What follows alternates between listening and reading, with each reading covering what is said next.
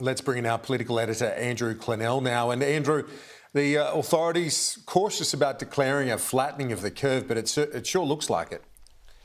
Sure looks like it's some time for optimism, Kieran. Perhaps the first time for many weeks. Have a look at this curve. I just want to point, vaccination obviously has played a massive role in this, but I want to point out something else. August 23 is when the curfews came in and the heavy restrictions came on. And it hasn't really doubled each 5 days or 10 days since then. It's flattened out. So that combination's done the trick. And what we're looking at here really is 5 weeks to freedom, maybe 5.5, and then 7 weeks to even more freedom, it seems to me, when you look at the vaccination rate. 79% we would have hit today, perhaps close to 80% first dose vaccination in New South Wales, 46% second dose. Within 5 weeks, you should be able to get to 79% if you had the supply. And this is the point that Susan Pearce, the Deputy Secretary of the Department of Health in New South Wales, made today. They've still got Pfizer appointments 8 weeks after the second dose. They need to find a way to make those 5 weeks to get that 80% rate much quicker. The Polish Pfizer blitz that we conducted, as you know, had a longer time interval. That was in order for us to get all of those first doses into as many people as possible at the time, and we succeeded in doing that. What we continued to do during that period, though, was to keep vaccinating everybody who already had a booking.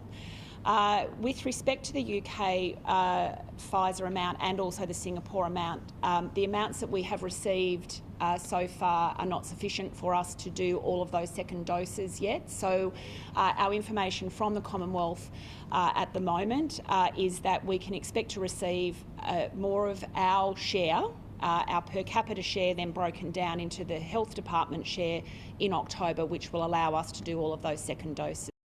Suddenly October and November are looking like good months. Well, while they're struggling to get the doses in the midst of an outbreak, as have Victoria, though they've just been sent some more doses, Mark McGowan apparently has enough Pfizer in Western Australia to say over 60s can have Pfizer. How's he going to get anyone to take the AstraZeneca? That's what all the over 60s have been doing in New South Wales and Victoria. They're up at about a 90% rate of first dose, 85 to 90. He's got between 60 and 70 people between that age, only at around 75%.